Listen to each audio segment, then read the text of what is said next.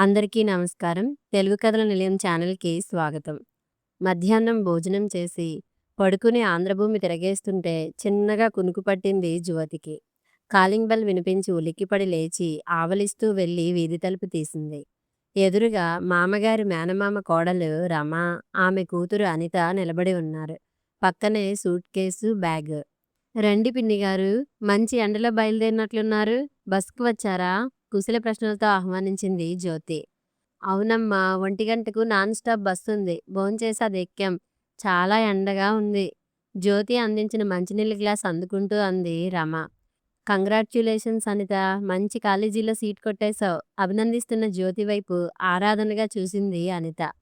బాపు బొమ్మలా ఉంటుంది జ్యోతి. ఎంత చూసినా ఇంకా చూడాలనిపించే అందం, దానికి తగ్గ చలాకీతనం. 2 పిల్లల తల్లిలా లేదు. థ్యాంక్స్ అక్కా, సిగ్గుగా అని. అత్తయ్య లోపల ఉన్నారా? శాంతమ్మ గురించి అడుగుతూ చుట్టూ చూసింది. అత్తయ్య గారికి ఈ టైంలో కొంచెం సేపు కునుకు తీయడం అలవాటు. ఉండండి, లేచారేమో చూస్తాను అంటూ అత్తగారి రూమ్ వైపు దారి తీసింది. అత్తయ్య, రమపిన్ని గారు అనిత వచ్చారు అంది. తలుపు చప్పుడుకి కళ్ళు తెరిచి చూసిన శాంతమ్మతో చెప్పి, రండి పిన్నిగారు, అత్తయ్య లేచారు. రమను అత్తగారి గదిలోకి పిలిచింది. ఎట్లా ఉన్నారు వదినా? వదినగారిని పలకరించింది రమ. బాగానే ఉన్నాను రమా. నిన్ననే అమ్ములు దగ్గర నుండి వచ్చాను. అనితకు జేఎన్టీయూలో సీటు రావడం చాలా సంతోషంగా ఉంది. అనిత వైపు నవ్వుతూ మెచ్చుకోలుగా చూశారు. దీనికి కాకినాడలో సీటు రావడం వల్ల నేను, మీ తమ్ముడు చాలా రిలీఫ్ ఫీల్ అయ్యాం వదినా. మీ తమ్ముడు మీ దగ్గరుండి చదివారు. దీనికి కూడా మీ దగ్గరుండి చదివే అదృష్టం పట్టింది. సంతోషంగా ఊపిరి తీసుకోకుండా చెప్పుకుపోతున్న రమ మాటలను నిరాసక్తంగా వింటోంది శాంతమ్మ. మంచినీళ్లు తాగి ఖాళీ గ్లాస్ అందిస్తూ, పిల్లలు స్కూలుకు వెళ్ళారా జ్యోతి? అడిగారు. అవును పిన్నిగారు, ఇంకో అరగంటలో వచ్చేస్తారు వినయంగా చెప్పింది. అత్తయ్య టీ పెట్టనా? అత్తగారిని అడిగింది. ఆ పెట్టమ్మా. అనిత, నువ్వు టీ తాగుతావా? అనితను అడిగింది. అనితకు టీ కాఫీలు అలవాటు లేదొదినా. ప్రొద్దుటే 1 గ్లాసు పాలు, మధ్యాహ్నం పూట ఫ్రూట్ జ్యూసు ఏమన్నా తాగుతుంది. అయినా తిండికి దొంగ వదినా, గుప్పెడు మెతుకులు కూడా తిందు. రమ కూతురి గురించి చెబుతుంటే వచ్చే నవ్వుని ఆపుకుంటూ, పాపం ఏమీ తినకుండానే గాలి పీలిస్తూ ఇంత బొద్దుగా ఉందనుకుంటా. ఇప్పుడేం కావాలో చెప్పకుండా ఈ సోదంతా ఏమిటో మనసులో అనుకుంది జ్యోతి. జ్యోతి, మన ముగ్గురికి టీ పెట్టి అనితకు నిమ్మరసం కలిపి ఇవ్వమ్మా. డబ్బాలో కారపూస ఉంది చూడు, శాంతమ్మ కోడలికి పురమాయించింది. అందుకే అత్తగారు తెగ నొచ్చుతారు జ్యోతికి. ఏం చెయ్యాలా అని తలబద్దలు కొట్టుకునే సమయంలో తేలిగ్గా పరిష్కార మార్గం చూపిస్తారు. టీలు పూర్తయ్యేసరికి పిల్లలొచ్చే టైం అయిందని వీధి చివరకు స్కూల్ బస్సు ఆగే చోటుకి వెళ్ళింది జ్యోతి. పిల్లలకు యూనిఫామ్ మార్చి స్నానాలు చేయించి పాలు కలిపి తాగించేసరికి రాత్రి వంట టైం అయింది. జ్యోతి కూరలు తరిగి ఇస్తే శాంతమ్మ వంట పూర్తి చేసింది. ఈ లోపులో రమ కూతురితో చెబుతోంది. అని, ఈ రూమ్లో అత్తయ్య ఒక్కతే పడుకుంటారు. అటాచ్డ్ బాత్రూమ్ ఉంది. ఈ రూమ్లో నుండి కదలకుండా చదువుకోవచ్చు. ఎప్పుడన్నా టీవీ చూడాలంటే హాల్లో కూర్చోవచ్చు. ఇక్కడ కూతురికి ఏ లోటు ఉండదని రమ ఉద్దేశ్యం. సతీష్ వచ్చాక అందరూ భోజనాలకు కూర్చున్నారు. మావయ్య ఎట్లా ఉన్నారు అత్తయ్య? రమను పలకరించాడు సతీష్. మీ మావయ్యకు ఎప్పుడూ బిజీ కదయ్యా. బాగానే ఉన్నారు. నీకు ఫోన్ చేసి మాట్లాడతాను అన్నారు. మాట్లాడారా? రమ భోజనం చేస్తూ అడిగింది. ఆ, మధ్యాహ్నం చేశారు. మీరు అనిత బయలుదేరిన సంగతి చెప్పి అనితకు ఒక స్కూటీ కొనమని చెప్పారు. కాలేజీకి ఇక్కడ నుండి దూరం కదా. ఇంతలో సతీష్ కొడుకు శ్రీబాబు నాన్నండి అంటూ చెల్లి మీద కంప్లైంట్ చేయడానికి వచ్చాడు. ఏమిటి నాన్నా, ఏమైంది? కొడుకుని దగ్గరికి తీసుకున్నాడు సతీష్. చూడండి, చెల్లి నన్ను హోంవర్క్ చేసుకోనివ్వడం లేదు. ఏం తల్లి, తప్పు కదా. అన్నను హోంవర్క్ చేసుకోనివ్వు. నువ్విటిరా, నీకో బొమ్మ గురించి చెప్పాలి. అంతే చెంగు చెంగున గెంతుకుంటూ వచ్చి తండ్రి వల్లో కూర్చుంది నందిత. రమా, నువ్వు సత్యం ఏమీ అనుకోవద్దు. అనితను హాస్టల్లో పెట్టేయండి, శాంతమ్మ ఖచ్చితంగా చెప్పింది. తల్లివైపు నిర్ఘాంతపోయి చూశాడు సతీష్. అమ్మేనా ఇంత కుండబద్దలు కొట్టినట్లు చెప్పింది? రమ చిన్నబుచ్చుకున్నట్లుగా మొహం పెట్టుకొని, అదేమిటి వదినా, అనితను మీ కడుపులో పెట్టుకుంటారనుకున్నాను. మీరున్నారని చాలా ధీమాగా ఉన్నాం. ఒక్కసారి గాలి తీసేసినట్లు అయింది రమ పరిస్థితి. నేను ఎప్పుడూ ఒకే చోట ఉండడం లేదు రమా. కొద్ది రోజులు రవి దగ్గరికి వెళ్తాను. కొద్ది రోజులు అమ్ముల దగ్గరికి వెళ్తాను. ఇంక పెద్దబాబు చిన్నబాబు ఊరుకోరు కదా, అక్కడ కొద్ది రోజులు ఉంటుంటాను. నేను ఉన్నప్పుడే జ్యోతికి పిల్లలతో పని తెమలక కొట్టుకుంటూ ఉంటుంది. నేను లేనప్పుడు పిల్లలతో చేసుకోవాలంటే ఇంకా కష్టం. ఒకళ్ళకు ఒకళ్ళు పెరిగితే పని పెరుగుతుంది కదా!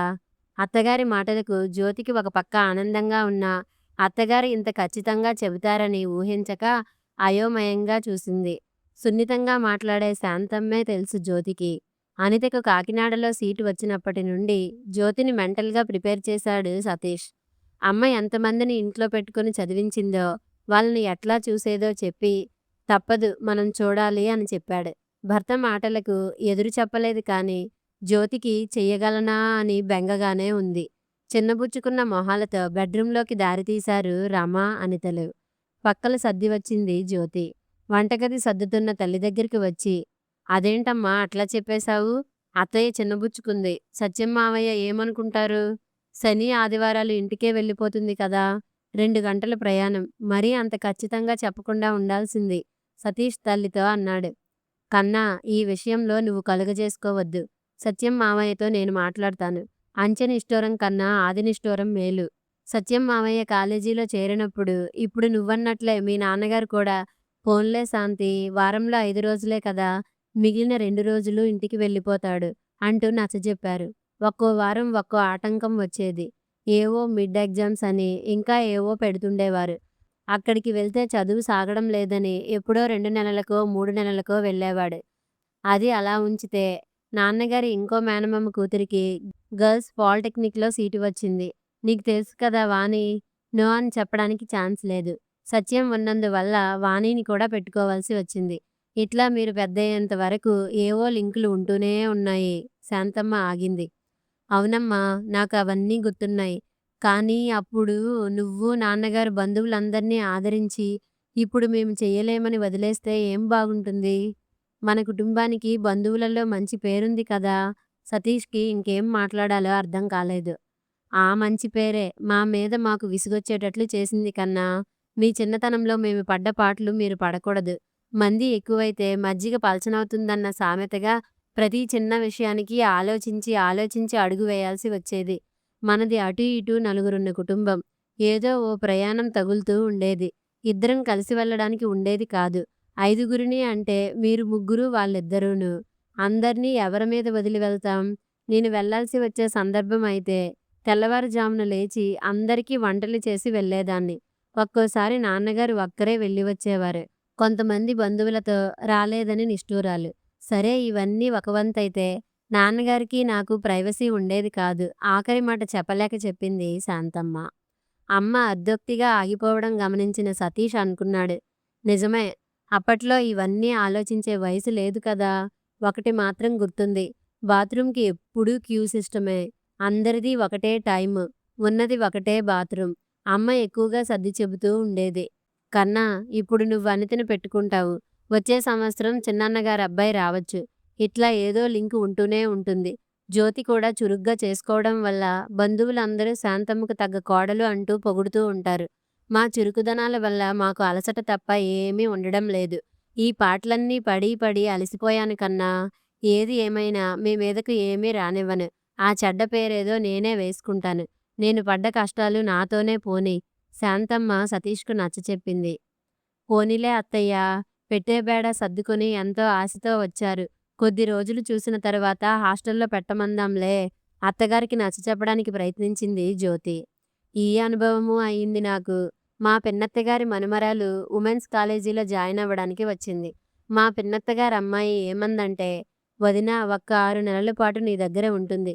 ఈలోగా రమ్యకి కొత్తదనం పోయి ఫ్రెండ్స్‌తో అలవాటవుతుంది. ఇల్లు వదిలి, నన్ను వదిలి ఇదే మొదటిసారి బయటకు రావడం. ఆ దిగులు తీరాక హాస్టల్లో పెడదాం అన్నారు. సరే అన్నాం. ఫస్ట్ ఇయర్ అయ్యేంత వరకు పోస్ట్‌పోన్ చేశారు. సెకండ్ ఇయర్‌లో హాస్టల్లో పెట్టిన తర్వాత వారానికి 10 రోజులకు హాస్టల్ నుండి ఫోన్లు. కడుపులో నొప్పి అని ఒకసారి, జ్వరం అని ఒకసారి. మనం ఉండేది సర్పవరం జంక్షన్ అయితే కాలేజీ జగన్నాథపురం. గార్డియన్‌గా సంతకం చేసినందుకు నాకు రిక్షా ఖర్చులు, సిటీ బస్ ఖర్చులు తప్పేవి కాదు. పైగా మన ఇంట్లో అప్పుడు ఫోన్ లేదు. పక్కింటికి ఫోన్లు. ఇదో రకం ఇబ్బంది. రమ్యతో చాలా ఇబ్బందయ్యేది. తను ఫోన్ చేసినప్పుడు పిల్లలకి పరీక్షలనుకో వెళ్ళి తీసుకురావడానికి 2 గంటల టైం వేస్ట్ అయ్యేది. ఇవన్నీ పడడం కన్నా ఇంట్లోనే ఉంచేసుకుందాం అనిపించింది. అందుచేత కొద్ది రోజులు ఉంచుకొని చూద్దాం అని మాత్రం అస్సలు అనవద్దు. జ్యోతమ్మ, ఈ విషయంలో నాకు నచ్చజెప్పాలని ప్రయత్నించవద్దు. ఆ చెడ్డ మాట ఏదో నేనే వేసుకుంటాను, సరేనా? ఇంకో విషయం జ్యోతి, మన పిల్లలకి ఇష్టమైనవి మనం చేసుకోవడానికి ఉండదు. పైన ఉన్న పిల్లలు నేను అది తినను, ఇది తాగను అంటే రకరకాలు చేయడానికి సమయం సరిపోక మన పిల్లలకి సర్ది చెప్పి వాళ్లకు కావాల్సినవే చేసి పెడతాం. వద్దు తల్లి, ఈ మంచితనాలతో మొహం మొత్తేసింది. మీ ఇద్దరు ఎవరేమనుకుంటారో అని భయపడి కష్టాలు కొని తెచ్చుకోవద్దు. శాంతమ్మ ఊపిరి పీల్చుకుంది. సతీష్, జ్యోతి మొహమొహాలు చూసుకున్నారు. బెడ్రూంలోకి వెళ్ళాక నన్నొకసారి గిల్లు. జ్యోతి ముందుకు చెయ్యి చాచాడు సతీష్. అసలు అమ్మేనా ఇట్లా మాట్లాడుతోంది? నాకు నమ్మబుద్ధి కావడం లేదు అన్నాడు. అత్తయ్యగారు అనుభవంతో చెప్పిన మాటలండి. ఈ మధ్య అత్తయ్యగారికి ఎవరు వచ్చి ఉంటున్నా పెద్దగా ఇష్టం ఉండటం లేదు. వీలైనంత వరకు పిల్లలతో ఆడుకోవాలని ప్రయత్నిస్తారు. ఆ సమయంలో ఎవరు వచ్చినా ముక్తసరిగా మాట్లాడుతున్నారు. మొన్న చిన్నత్తయ్యగారు వచ్చినప్పుడు సొంత చెల్లెలని కూడా చూడకుండా ముక్తసరిగా మాట్లాడి పిల్లలతో కాలక్షేపం చేశారు. గుమ్మంలోకి వస్తే చాలు కష్టసుఖాలు అడిగి తెలుసుకునే అక్క ఇంత ముభావంగా ఎందుకుంది అని నన్నడిగారు చిన్నత్తయ్య. భర్తకు అత్తగారిలో మార్పు వివరించింది జ్యోతి. అమ్మ ఇట్లా ప్రవర్తించడానికి కారణం ఏమై ఉంటుంది? సతీష్‌కి అంతా అయోమయంగా ఉంది. మీరు ఈ విషయంలో తల బద్దలగొట్టుకోవడం అనవసరం. అత్తయ్యగారు ఇంట్లో పై మనుషులు ఉండడం వల్ల ఏం కోల్పోయారో చాలా స్పష్టంగా చెప్పారు.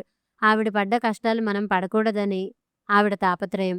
ఈ విధంగా ఆవిడ ఆలోచించడం మన అదృష్టమనే అనుకోవాలి. జ్యోతి మనసు అత్తగారి పట్ల కృతజ్ఞతతో నిండిపోయింది. నిజమే, తమ చిన్నప్పుడు ఎన్ని రకాల అడ్జస్ట్‌మెంట్లు.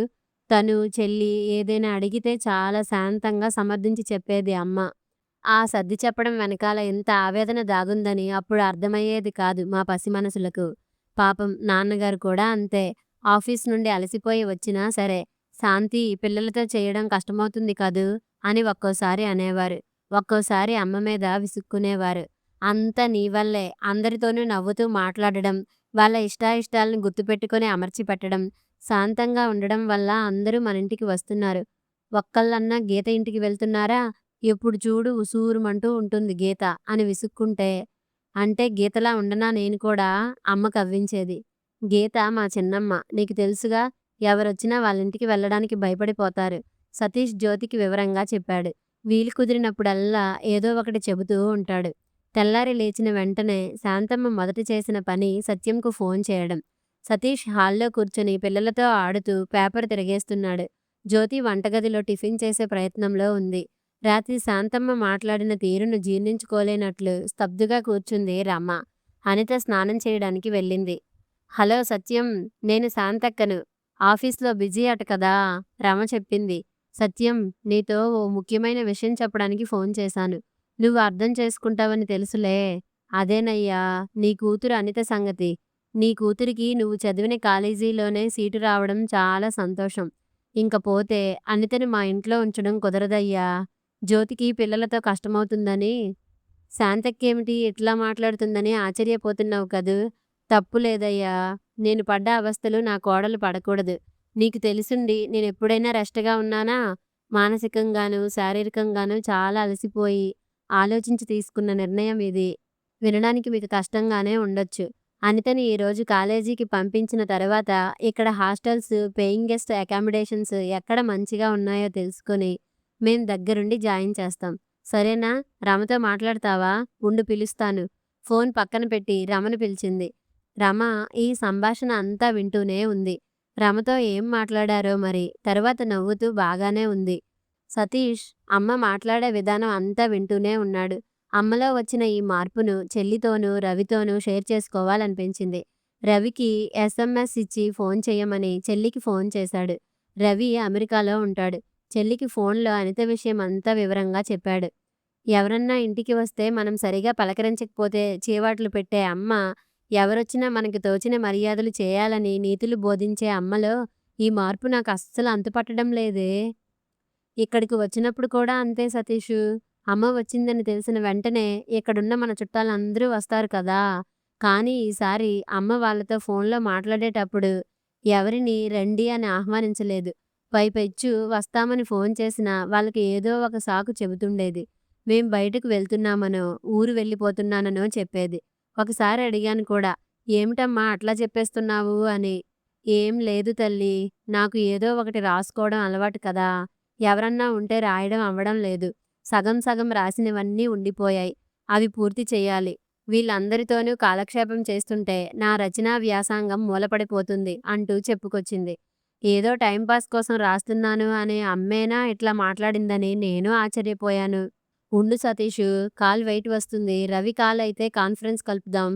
సతీష్‌ని లైన్‌లో ఉంచి కాల్ వెయిట్ చూసింది. రవి చేశాడు. అమ్ములకి అన్నలిద్దరినీ అన్న అని పిలవడం అలవాటు లేదు. పేర్లు పెట్టే పిలుచుకుంటారు. రవి, సతీష్ మాత్రం చక్కగా చెల్లి అని పిలుస్తారు. ముగ్గురు కాన్ఫరెన్స్ కాల్ మాట్లాడుకున్నారు. రవికి మళ్ళీ వివరంగా అమ్మలో మార్పు గురించి చెప్పాడు సతీష్. మధ్య మధ్యలో అమ్ములు కూడా మాట్లాడింది. అదేమిటి అమ్మ అంత స్ట్రాంగ్‌గా మాట్లాడిందా? నమ్మలేకపోతున్నాను. అమ్మ ఇక్కడికి వచ్చినప్పుడు కూడా అందరినీ కలుపుకుంటూ మాట్లాడి ఇంటికి ఆహ్వానిస్తూ ఉండేది. ఇంతలో ఈ మార్పేమిటి? లేదు, అమ్మ ఇట్లా మాట్లాడడానికి ఏదో బలమైన కారణం ఉండి ఉంటుంది. చెల్లి, తమ్ముడు మాట్లాడింది విన్న తర్వాత అన్నాడు రవి. నువ్వటువంటిదేమీ పెట్టుకోకు రవి. వేరే బలమైన కారణం ఏమీ లేదు. కేవలం మనం కష్టపడకూడదన్న ఉద్దేశ్యంతోనే అమ్మ ఇటువంటి నిర్ణయం తీసుకుంది. జ్యోతి కూడా అదే అంటుంది. ప్రతి విషయాన్ని భూతద్దంలో చూసి బాధపడిపోయే సున్నితమైన మనస్తత్వం గల రవికి సర్ది చెప్పాడు సతీష్. నిజమే రవి, అమ్మ ఎప్పుడూ మన గురించే ఆలోచిస్తుంది కదా! తను పడ్డ ఇబ్బందులు మనం ఎదుర్కోకూడదనే ఇటువంటి నిర్ణయం తీసుకుని ఉంటుంది. తరువాత ముందు ముందు మనల్ని ఎవరూ చెడ్డ అనుకోకూడదని మొహమాటాల్ని కట్ చేస్తుంది. ఇది కూడా మన మీద అమ్మకున్న పిచ్చి ప్రేమలో ఒక భాగం. చెల్లి మాటలు విన్న రవి, సతీష్ నిజమే, అమ్మది పిచ్చి ప్రేమ అనుకున్నారు. కథ సమాప్తం. మరిన్ని మంచి కథల కోసం మా ఛానల్ని లైక్ చేయండి, షేర్ చేయండి, సబ్స్క్రైబ్ చేసుకోండి.